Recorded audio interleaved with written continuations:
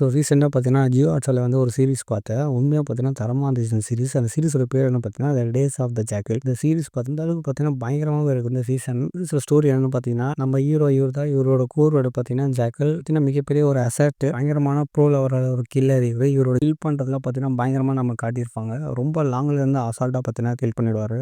Normal சின்ன ஒரு shoots கேஸா இருக்கட்டும், ஒரு பேக்கா இருக்கட்டும், அதில பார்த்தீங்கன்னா, பயங்கரமான ஸ்னைப்பர் தான் வச்சு கொண்டு போவாரு.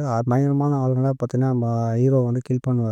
இவரு பார்த்தீங்கன்னா, ஒரு ஹை லெவலான பர்சன வந்து கில் பண்றதுக்கு வந்து டாஸ்க் குடுப்பாங்க. ஸோ இவரும் பார்த்தீங்கன்னா, டாஸ்க்க வந்து ஃபில் பண்ணிடுவாரு. கடைசில பார்த்தீங்கன்னா, இவரு வந்து இன்னொரு டாஸ்க் ஒண்ணு குடுப்பாங்க. அத முடிச்சா தான் இவரு உயிரோட விடணும்னு சொல்லுவாரு. கடைசியா இவரு வந்து அந்த டாஸ்க்க வந்து அவர வந்து போட்டு தள்ளினது தான் இந்த சீரிஸோட ஸ்டோரி. உண்மையா பார்த்தீங்கன்னா, இந்த சீரிஸ் பார்த்தீங்கன்னா, ஒவ்வொரு எபிசோடும் பார்த்தீங்கன்னா, தரமா இருக்கு. தமிழ் டப்ல அந்த அளவுக்கு நீட்டா பெர்ஃபெக்ட்டா பண்ணியிருக்காங்க. ஆக்சுவலா பார்த்தீங்கன்னா, 10 எபிசோடு இருக்குது.